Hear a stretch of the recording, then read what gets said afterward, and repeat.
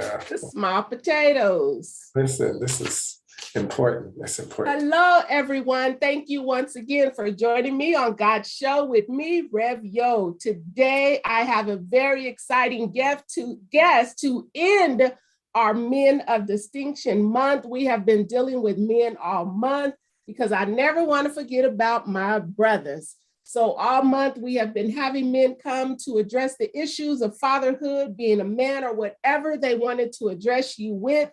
So today we have our grand finale, which is the one and only my agent that I went through Board of Examiners with, the one and only Reverend Dr. Charles Dorsey. He is with us today. He is going to blow your mind with the words that he is going to tell you about today. So I'm going to do a brief introduction about Dr. Dorsey, and then he is going to give you what he has for us on today. Now, you know, on this show, you get some of everything to encourage you, to build you up, to give you strength, and to lead you in the way that you are believing God is leading you. Now, I just want to speak. I don't know if he's going to speak about it, but I will. If you have not enrolled in his procrastination-proof classes, you need to enroll in those classes because they build you and guide you in the things that you want to do. So in the chat, I will put the email link so you can go ahead and get information about that, but he may talk about that and some more things. So I want you to be prepared. So Reverend Dr. Dorsey is a good friend of mine, but he is also known locally and nationally as a dynamic leader. He's an author, and he has a leadership program that is built on empowerment. He also talks about social justice and organizational leadership change. Reverend Dorsey is known all over. He has done plenty engagements, over 300 engagements to date.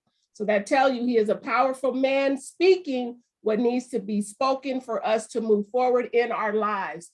He serves as a leading voice for the youth and young adults on a weekly radio show, host at KJLA 102.3 FM, the #1 Black-owned and operated radio station in Los Angeles. He is educated. I can't even read all the education he has, but he is educated. He recently launched the firm, the Dorsey Group, LLC, which focused on individual and organizational performance improvement. Leaders, if you are a leader, you need to get into the groups that he has. They are very empowerment and they're very detailed in helping you improve your leadership goals. He's also married and he is a father. So ladies and gentlemen, I give to you, and I'll be quiet, the one and only Dr. Charles Dorsey. The floor is yours. Yeah, for sure. Reverend, man, it is a blessing. It is exciting. It's inspiring to watch you absorb and embrace the assignment that we are now getting to experience. I was talking with some people the other day, and I was explaining to them that it's good to articulate your dreams, but some people should be invited to walk into them. Sometimes we never build the bridge from one to the other. We flower and shower and tickle ears with our words, but we never create a space for people to walk into. So I want to celebrate the fact that what has manifested as a consequence of what you said with your mouth and had in your heart and had buried deep within is something that we could all walk into. I need you guys, if you're watching, to go ahead and type into the chat, celebrate Reverend Yo. She is a tremendous mind. We've known each other for almost 2 decades. And it's just a gift to be able to be in the space with you. And so I'm happy to be here. I tell you, it's really scary to give somebody an opportunity to just talk about what is on their heart and what is on their mind. I am full, and I'm going to do my best to try to be as diligent with what I say today. I don't take it for granted that you might be watching, but I need you to do something before I even begin. We are really good at sharing bad news. When we look at what's going on in the world, we're quick to forward another tragedy. We're quick to forward another emergency. We're quick to talk and gossip about what's not necessarily happening and all the negative stuff. I need you to pause and in this moment, do yourself a favor and do something for someone else. And I need you to share this with somebody so that they don't miss anything. You should be thinking about a man. You should be thinking about a son. You should be thinking about a family. You should be thinking about an entrepreneur. You should be thinking about anyone who is just in need of an internal push to do something spectacular, someone who may be down and might need some convincing to get back up stronger. I just need you to get to that person. You just got like 5 people in your head right now. And I'd like for you to invite them to come into this space. This is not an ordinary moment. In fact, what we do with our moments influences our lives. Life changes in the moments. And so the moment that you do something nice for someone else, you actually make room for that to be reciprocated into your life. And I know I'm not the only one that could use some more nice gestures coming my way. And so I'm going to give you a moment to do that. Let me tell you a little bit about what Yolanda was speaking about. There are probably 3 different, shall we say, dimensions that I get to serve in. And the one that we are going to be focusing on today will be dealing with men and talking about men of distinction. I get excited when I think about men of distinction because sometimes we only celebrate how distinct we are in our high and accomplished spaces.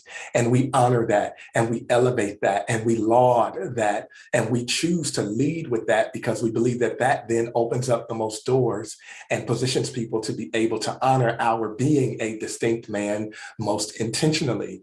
And yet oftentimes we leave a lot of our best assets on the table when we don't see that our trauma and our pain and our suffering was also what made us distinct. It is not something to be hidden. It is actually something to be draped or robed in. We would then have to be people who model. I'm talking to men. Listen to me very clearly. We have to model what it looks like to dress yourself up in what you've been through to show people how to carry it. I'm not where I'm going, but I need you to get on the train real quick, right? And so I want us, if we're going to talk about being men of distinction, I need us to see the full spectrum, right? I need us to see the full picture. I need us to be able to embrace all the parts of our lives. I need us to get the W's. I need us to get the L's. I need us to get all of the gray space. I need to get us when we are shaved and when we're not shaved. I need to get us fresh out the gym and I need to get us fresh and dressed for church and work and spaces where we got to smell good and look good. I need the rough side and I need the smooth side. I need the daddy and I need the divorced man. You understand what I'm saying? I need the young man. I need the old man. So all of this is painting a picture of who you should be sharing this information with. So with that said, I get the opportunity to work in a nonprofit called Fathers and Sons Speak. I was fortunate enough to reconnect with my dad after 28 years, and it changed my life. And literally, he shared a couple of stories with me, and it flipped my whole world upside down. It has changed me vocationally. It has changed me as a husband. It has changed me as a father. It has changed me as a person who loves God. It has literally shaped this very high trajectory. I'm literally on a ramp and it just seems to keep going faster and faster. And truly, without what his story did for me, I wouldn't be sitting in front of this space today.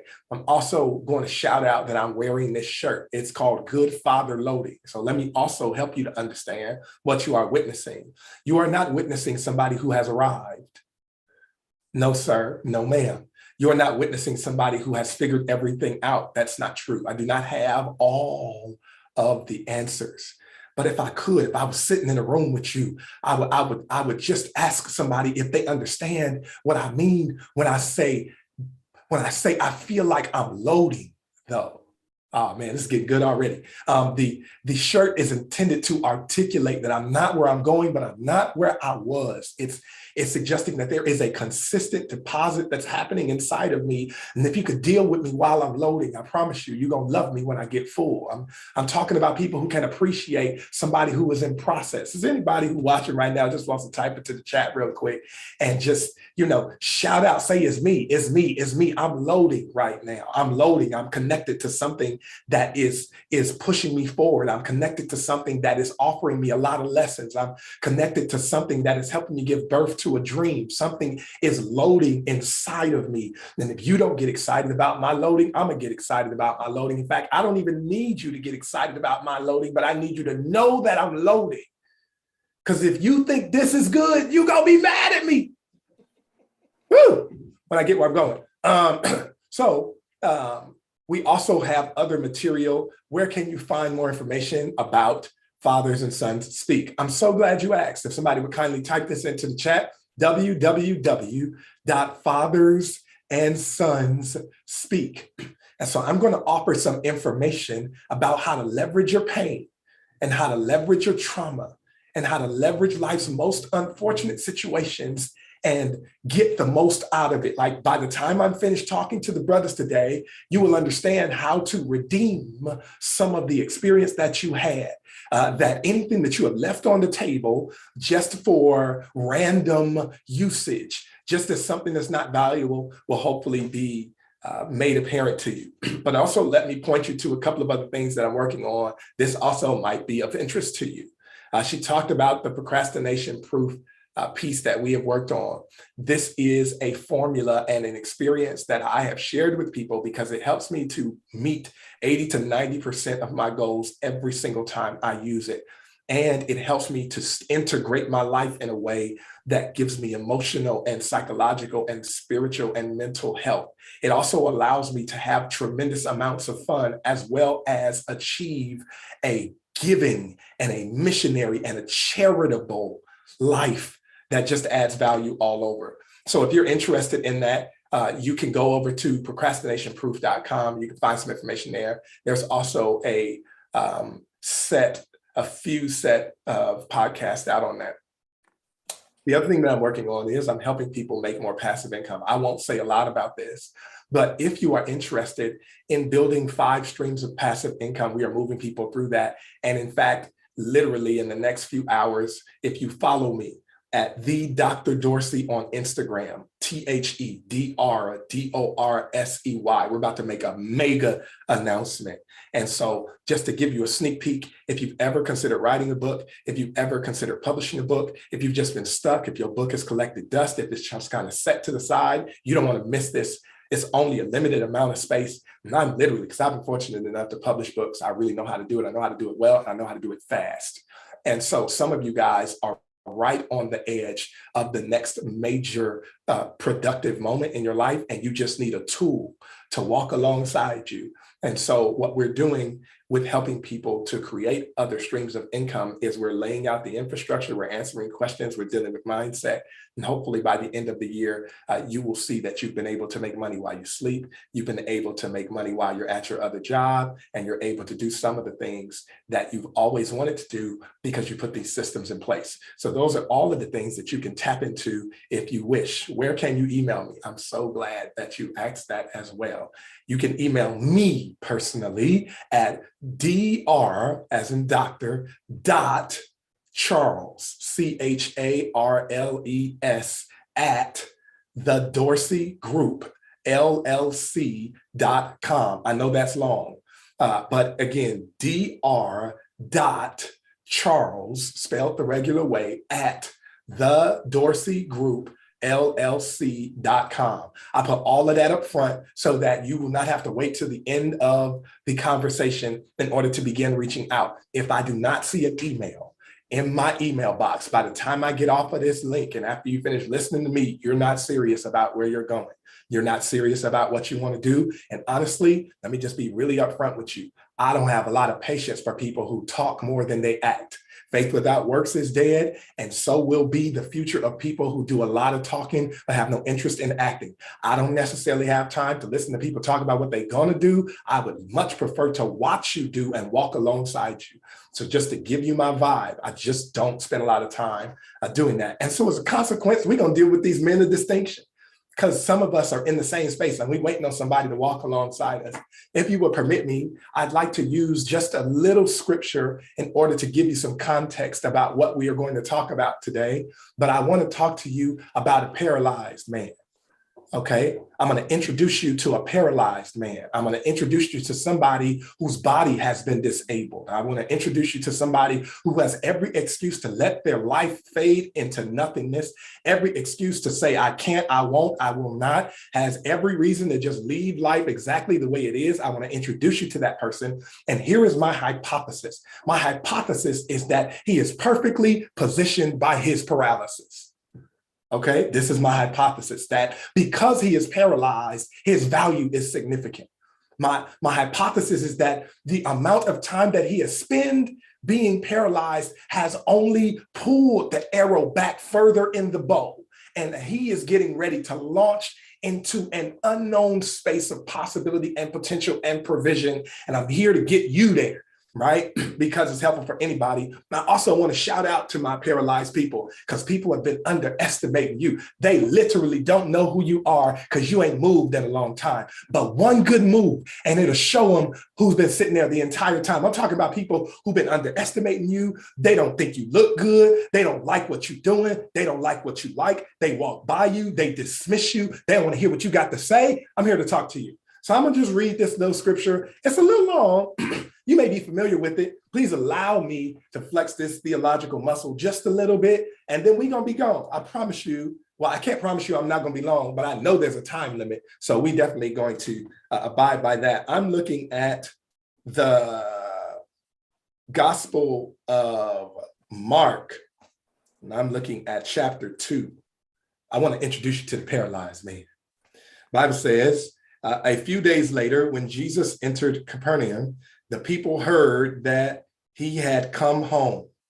They gathered in such large numbers that there was no room left, not even outside the door. And he being Jesus, preached a word to them. Some men came, bringing to him a paralyzed man carried by 4 of them. Let me read that again into your hearing. Some men came, bringing to him a paralyzed man carried by 4 of them. And since they could not get him to Jesus, because the crowd, they made an opening in the roof above Jesus, digging through it, and then lowered the mat the man was lying on. When Jesus saw their faith, he said to the paralyzed man, "Son, your sins are forgiven." Now, when some of the teachers of the law were sitting there thinking to themselves, why does this fellow talk like that? He's blaspheming. Who can forgive sins but God alone?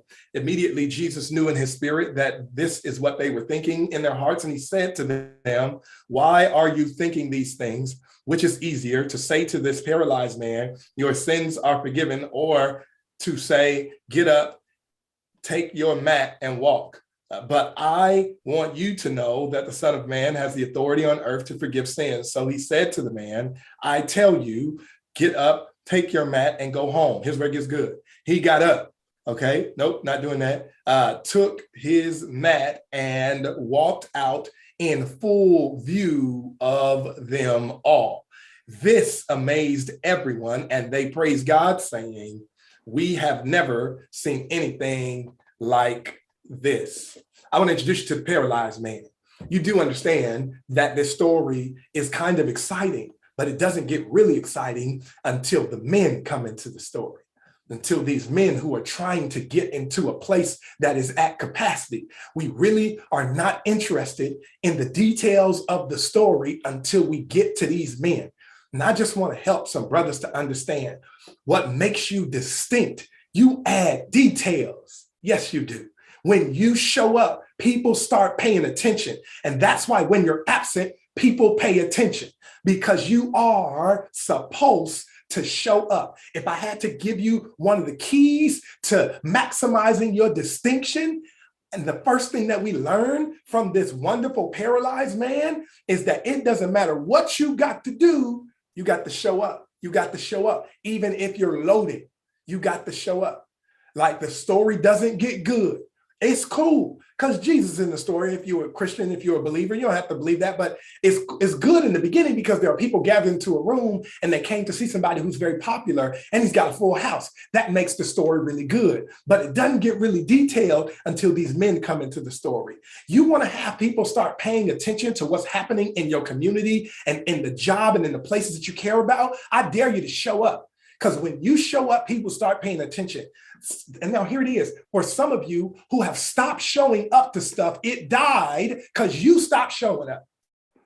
You thought that your showing up was not relevant. The truth is people were paying very close attention. They just weren't telling you. They were watching you show up every single day. They were watching you press into the room, my brother. And I know they didn't say anything to you. I know they didn't pat you on the back. You want to know why they didn't pat you on the back? Because they were full of themselves. Oh man, this is good already. Look, the reason why the men couldn't get into the house is because the house was at capacity. And because the house was at capacity, they didn't pay attention to the value that was on the outside of the house. They only operated with what they saw in that room. And this is a metaphor for how sometimes people miss the value that you bring to the table. The reason why they can't see you is because they at capacity, G. And low key, you got to be careful when you're hanging around people who are at capacity because they'll never be able to appreciate you. You got to get around some people who always got some space. They need to have something that they're going after. They can't have always arrived there. Am I helping you? I hope this is helpful. Don't get upset with people who are at capacity. They don't have room for you anyway. I got news for you. I'm not going there yet. But so why can't they see you? Because they're at capacity. And you don't want to be around nobody who's at capacity because they're not going to give you no attention and you can't get inside. Isn't it frustrating to try to be getting inside of something that's at capacity? Why would you want to squeeze up in there anyway? You ought to demand from the people in your circle, I need you to make some room because in your room, I can be seen. But if you at capacity, I'm invincible. Some of y'all is living with people who are at capacity. You sleeping with people who are at capacity. You married to people who are at capacity. Can I take a sidebar? One of the ways that you actually eliminate or begin to create space is you put yourself in a space with people who force you to empty yourself. Okay, you know what? I'm going too fast. Too fast. It's too fast. The first thing that I want to offer to the loading brother, the paralyzed brother teaches us is you got to show up. And you got to show up without concern for how you look. You got to show up as you are. You want to know what increases the value of a man of distinction? Listen in, lean in closely. And if you add some place to type this in, I need you to type it in. And if you could send me a text message, I need you to send me this text message. Let me know you listening, right? Here is how a man of distinction increases their value. Are you ready? Oh, I got two, but let me give you the first one. Authenticity. Be who you are, right where you are, just as you are. This increases the value of a man of distinction. I do not have time to labor, but your life absent authenticity is living on discount. Okay, let me say it again for the people in the back. Every single time you show up and you're not willing to be your most authentic self, you are bringing your discounted self into the space. And low key, you're too valuable to be on discount all the time. Oh man, I got to go. So the second thing that increases the value of a man of distinction is vulnerability. I need you to be vulnerable, meaning expose yourself to possible emotional mismanagement. Expose yourself to potential accidental statements. Expose yourself to people seeing you and judging a book by its cover. Expose yourself to people who have the audacity to underestimate you because of the way that you show up. I wish that I could help some brothers today. Sometimes you need to show up as you are so that people can see how quickly they forget who you are. Oh man, I just made myself real happy. I thought to myself, before I came on this show, I should dress up because I'm like, yo, I need to make an impression. But let me just say real quick, I'm glad I'm loading in front of you, and I'm glad I got this t-shirt on. Please treat me like a t-shirt man. Please teach me like a man. Please treat me like a man who just shows up in t-shirts. Please underestimate me. Please look past me. Please, please. I need you to do that because I want to see the look on your face. All right, you know what? I'm just talking about men of distinction. You think that their judgment is going to take you out.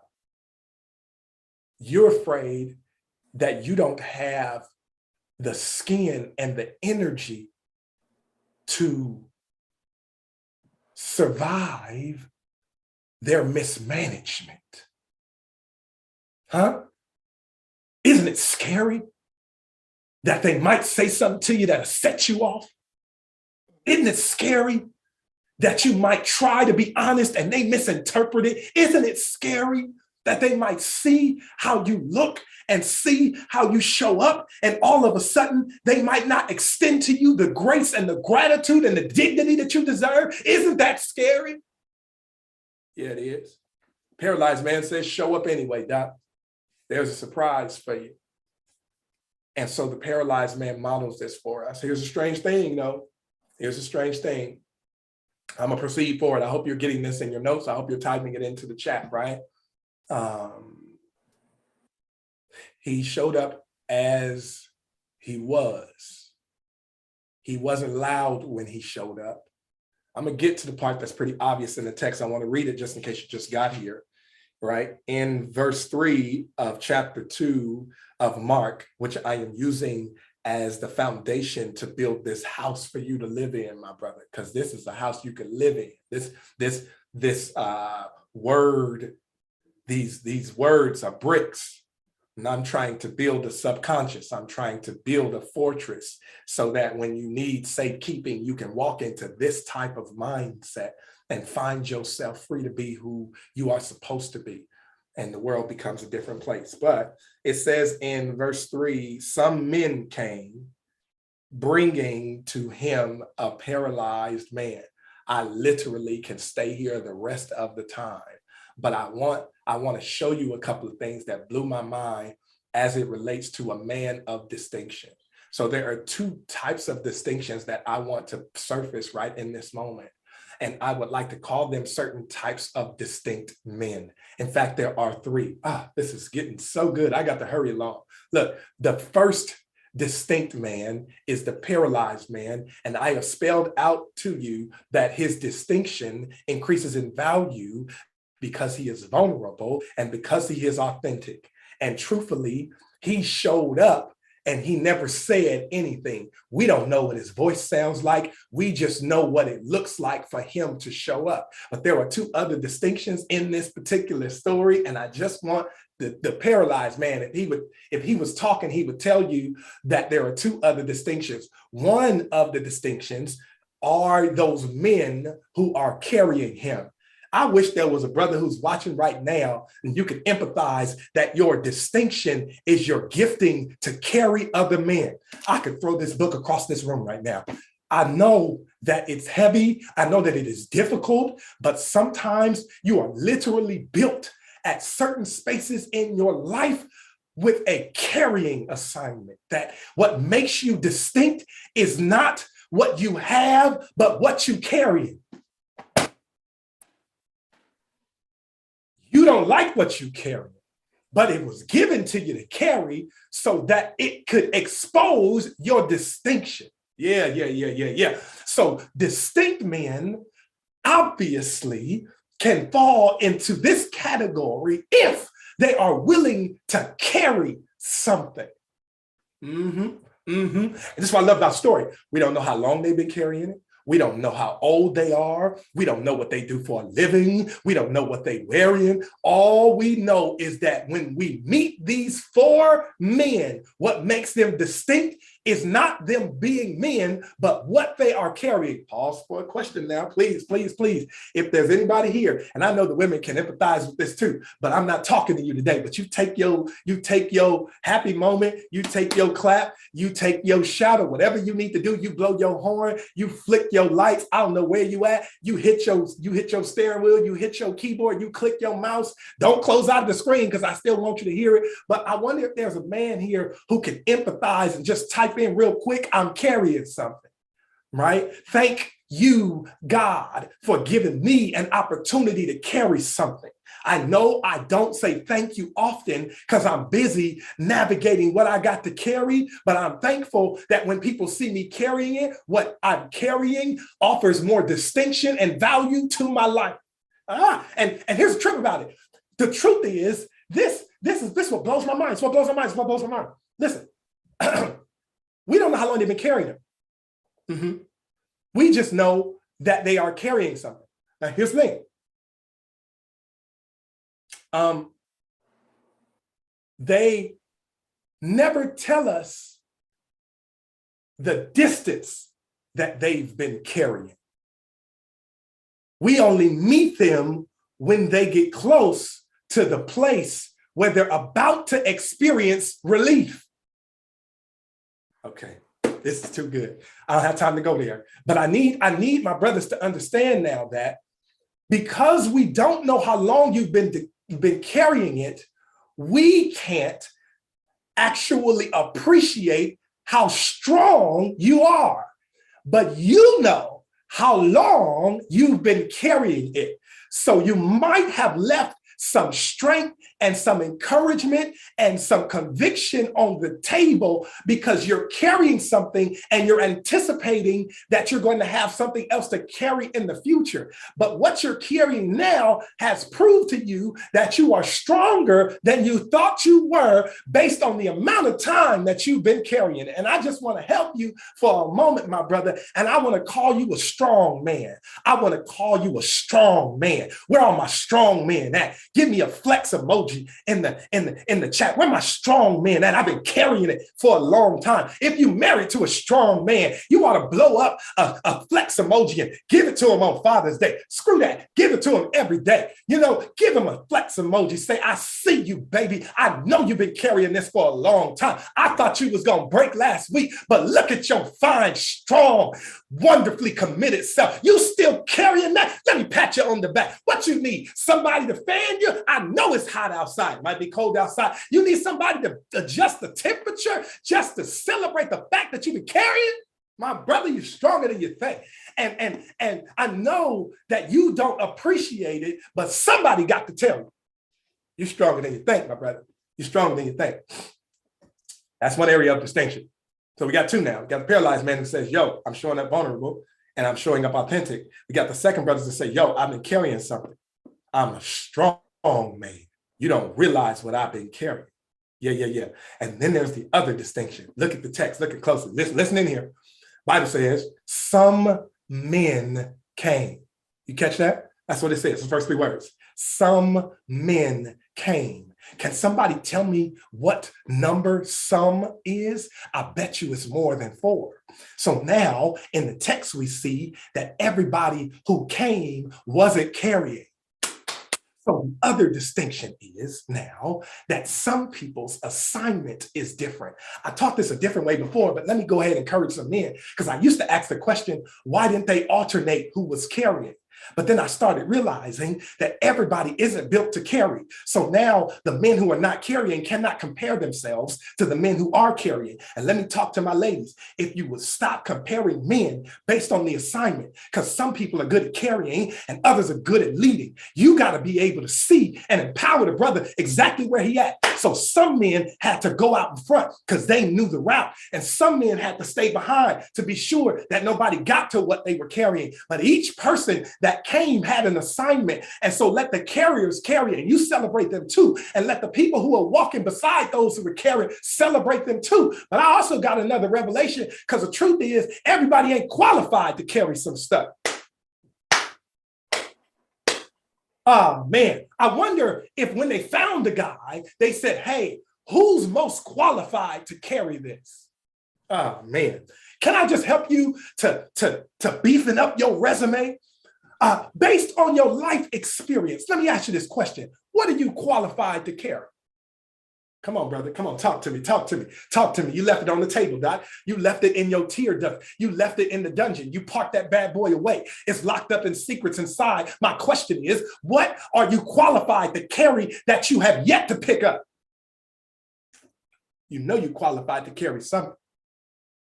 Yes, you are. You're qualified for it. That's why it's at your front door. You qualified for it. That's why it's in the other room. You qualified for it. That's why it's in your family lineage. You qualified for it. That's why you keep on hitting this cycle of approach and cycle of repeated encounter with all of this stuff. You qualified for it. Let me go a little bit deeper, and I got to press on from this because we're losing time. I told you I was here to deal with men of distinction, and we're learning from the paralyzed man. And so now here it is. Some people are qualified, excuse me, I should have brought some water, to carry some stuff. Some people are more qualified to lead the way. And those two assignments should not be evaluated in hierarchy. They should be brought into a space of equal consideration. I've just helped somebody bring your family back together because you like to celebrate what one man is doing, and you like to downplay what another man is doing. You want to celebrate the college graduate, but you ain't got nothing to say to the laborer who didn't graduate. You want to celebrate the guy who has always been good with the girls, but you don't want to celebrate the good daddy, even though he's had several companions. You don't want to put them in the same category, and you are the source of distance. I need you to get that out the way so we can be everything that we need to be. We're talking about men of distinction. There are three in the story, and so they are carrying him. Here's where it gets really good. Here's where it gets really good. I hope you're getting this. If you're getting this, type it to the chat. I'm getting this. So the other piece that makes this really, really rich is some men are not just carrying stuff. Some men are carrying people. Let me go a little further. I went more fast than I want to go. I'm going to come back to something if it comes back to my memory. Some people are not just carrying stuff. Some people are carrying people, and they're doing it without complaint. They're carrying literal people. They are carrying literal people. They are carrying what could be perceived as dead weight. My brother, I need to summon, I need to stir up, I need to kick up dust for the brothers that's carrying other brothers. I know you're out there. We don't celebrate you enough, but I want to say thank you to all those brothers who are carrying other brothers, not because they got it together, but because you chose to carry them. I want to celebrate you. I wish you could type the name of the brothers who are carrying other people. You carry them with your salary. You siphon them off. 10, 20, 30% of your salary so they can have a place to stay. You carrying other people. You got so much opportunity, and you walk the brothers into the opportunities, and they don't even take advantage of them, but you keep on carrying them. I'm talking about you carrying your brothers. You know they hooked on drugs. You know they hooked on substances. You know they in spaces they shouldn't be in, and yet you're diligent and strong and committed and loving and graceful self. Even if you honoring what your your mama told you, even if you honoring the promise you made to your daddy, you still carrying other brothers. Do you know where the world would be if brothers picked up other brothers and made sure that they didn't stay where they're at? You want to see real distinction? Go find a brother that's heavy and pick him up and at least move him from where he is and take him closer to where he needs to be. I want to celebrate those brothers. Yeah. I want to celebrate those brothers. And then I also want to pause and honor that since we don't know the age of the people in this story, we don't know the age. We also don't know why the paralyzed man is paralyzed. We never get to hear that story. But lean in for me real quick. Lean in for me real quick. Y'all still here? Lean in for me real quick. Listen. Sometimes we're carrying stuff that we inherited. Meaning, I didn't ask to carry this. I didn't ask to be paralyzed. There's a great story, and it's the only one that comes to mind. There's a man in the Bible, and he was blind. He was sitting on the side of the road that Jesus and the disciples are walking through, and the disciples asked the question, who sinned that this man was blind? Implying that it is possible that somebody who came before him was the source of his blindness. I'm not going to necessarily deal with how Jesus answered that question, but the disciples actually reveal a framework of thinking that impacts all of us, because sometimes we're carrying stuff that was passed down to us. Like it should have been dealt with 3 and 4 generations ago. And now you're getting the 4th iteration of that challenge. And people are wondering why you paralyzed. It's not fair to you. It's not okay. But people don't necessarily have compassion before they judge you. They just say, yo, you paralyzed. But there's got to be some men that'll pick you up. All right, let's press on. All right, so we got men of distinction. I told you I created distinction in the story. If you want to go back and read it, it's all there. I know I'm good for it. And so now we see men. Are you paying attention? We now have one paralyzed man, and then we have 4 men that are carrying him, and then we have some men that are with them. And the text says they could not get inside. This is so good.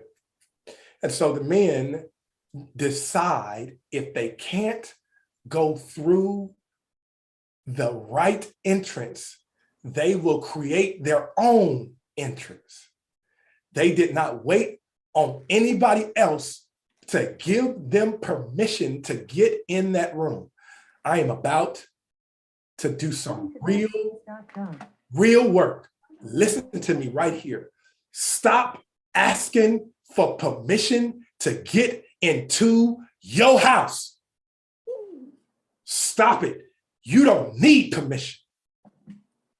You belong on the inside. I don't care who's in that house. That house needs to see you. Make your own entrance. Don't make the excuse, I couldn't get in. Get with some brothers who got sense enough to dig a hole. Dig. That's how you get in.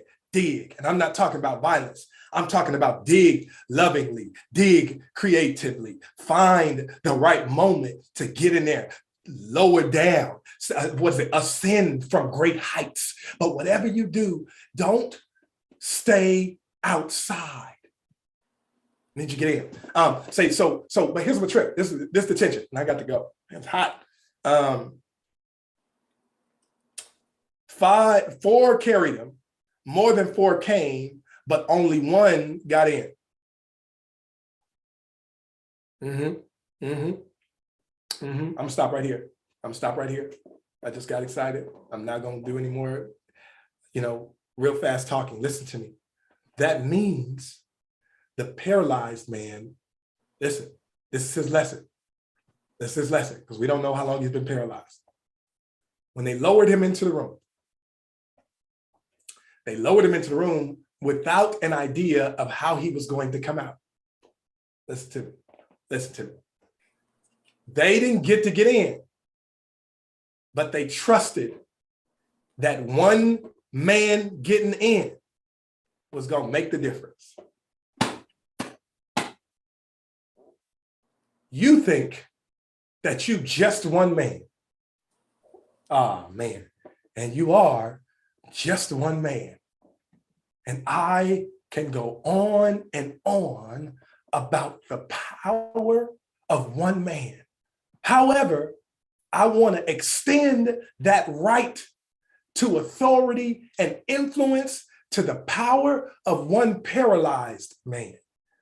How is it that the man who entered the story paralyzed becomes the one that amazes everybody? How is it that the one who was paralyzed in a moment becomes the thing that everybody needed to blow their mind? How is it that he walks in? No, he doesn't even walk in. He's just dropped into the situation. Let me just pause and just say this prayer. I hope, my brother, that you drop into situations and just accidentally figure out how amazing you are. Like, I hope you just stumble into the realization that, yo, I actually really am somebody. Like, yo, I was paralyzed and now, it's just different for me. Like, I hope that in a moment, things change for you.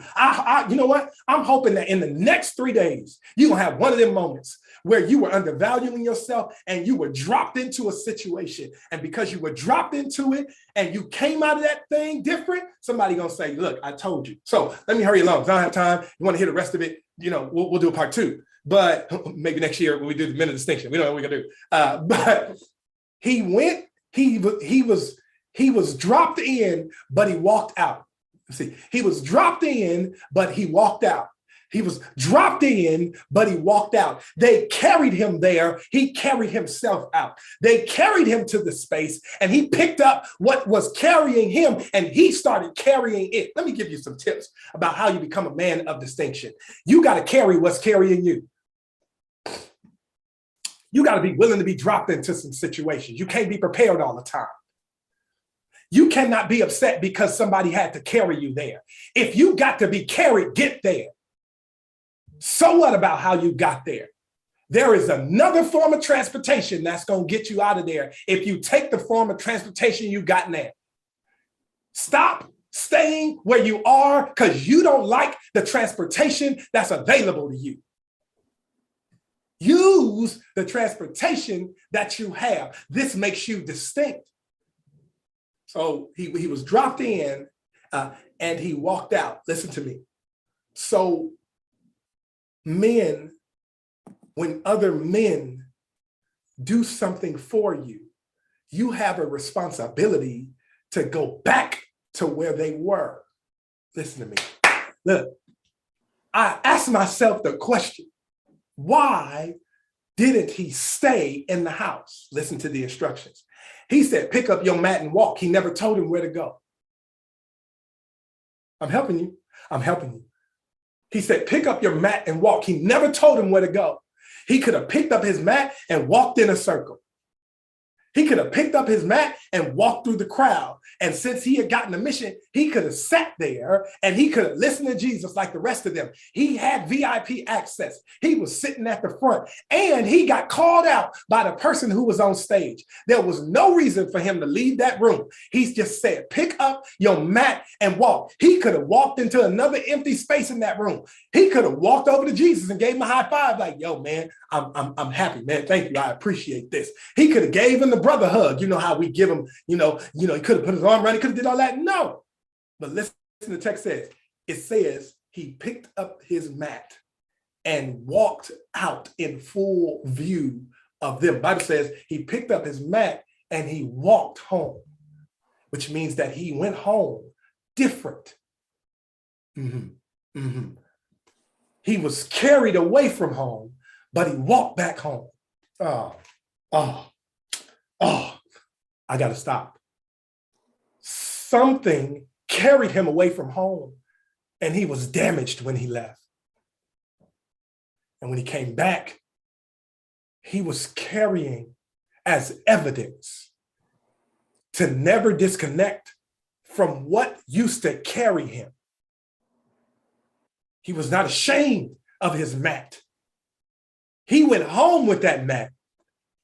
It was just in a different situation. It was in a different position.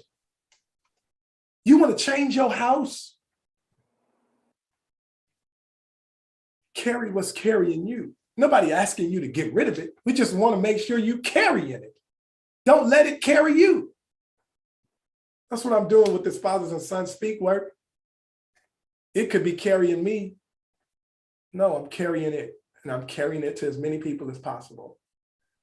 So men of distinction, this is your opportunity, man.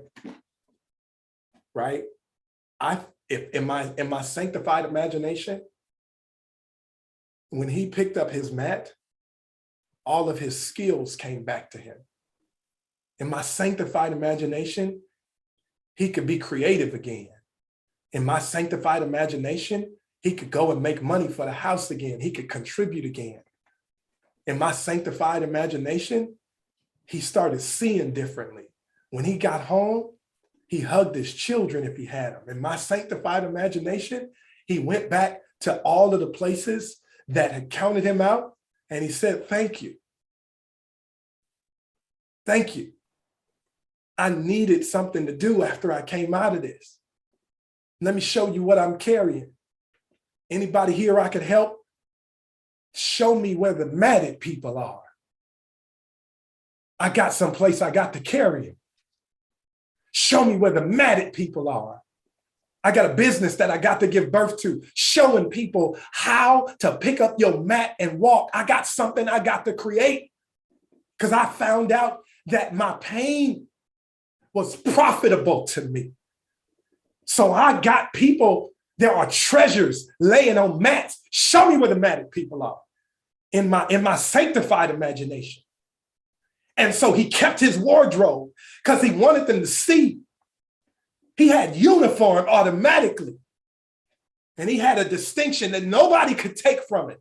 And so his distinction became his business, and his business became his ministry. And in my sanctified imagination, there were less matted people because he got a, that's just my imagination. Text don't say that. Text just says everybody was amazed.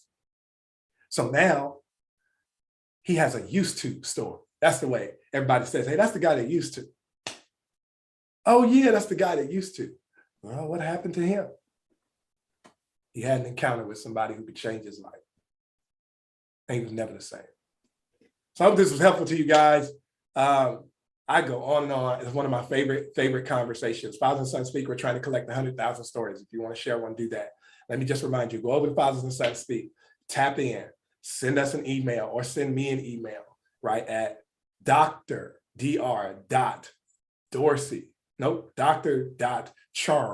at thedorseygroup.llc.com. Reverend Yo, I hope that I have completed my assignment. Okay. I hope that this is helpful, and I hope that, people are blessed. This is a great thing that you're doing. Thank you. Praise God. I believe your assignment is well complete on today. You have blessed me as a female, and I can just imagine the men who are listening and the ones that will listen after it is posted for later for them to view, that the information that you gave is detailed. Now, I've preached this text before in the Bible, but I've never seen it like you explained it today. So we look at that story and we always see is, how they fought to get this man, the paralytic man, to the roof so they can get him in. Their fight was just to get him in. But you broke this down to a level that even had me over here. I don't know if you could see me, but I was all over the place over here because it was a whole different way of me viewing it. So good job, well done. You did it well. You had a couple of shouts in the chat. Dominic White was preach, sir. The exposure, that is good. Hashtag strong men carrying. So I'm pretty sure that's going to be a hashtag. Because it's hashtag strong men carrying. And then I hashtag good father loading, because it was so much good information for our brothers. So my brothers that were watching, I pray if you missed any of this, just go back and catch it from the beginning. I do not take it down. So as soon as we sign off, you can go right back to the beginning and just start replaying. Good information. Dr. Dorsey, I thank you for your time, because I know you are a very busy man And I thank you for making time to come and visit us on God's Show with me, Rev Yo. So do you have any closing remarks before I close this out? Yeah, absolutely. I need everybody who follows me to follow Reverend Yo. She's a tremendous resource. She is quite humble, and she will not tell you. She's a laborer, and whatever she is tied to is something that you want to know about. If she has an opportunity to pour in, meaning a giving option, I need you to take up your resource and I need you to sow a seed into this work. It is oftentimes something that we miss. So with that, that's my heart. I also want to encourage you, listen, tap in, find me on the Dr. Dorsey at the Dr. Dorsey on Instagram. You're welcome to find me on Facebook. We're trying to do something transformational. To my brothers, I should have probably said this at the beginning. We're actually having a concert in September that it's a release concert. It's a release concert. We're working on an album for Fathers and Sons Speak. I should have said that. We have a podcast that is a video podcast and a verbal podcast that's getting ready to launch this summer. And we also have a docuseries. And so we are actually looking for partners who will convene men so that we can show them this. And we want to be booked up for the rest of the year. So if you know, now here's the requirement. When you want us to come, you're going to have to fund a book and a devotional for each person who is attending. We need to get the material in their hands because it is work to nurture these relationships. We don't charge a fee to come, but you're gonna pay for the materials, and they're not expensive at all. At least 10 brothers. You're welcome to partner with several organizations or invite us to a men's conference or host a men's conference, all I can.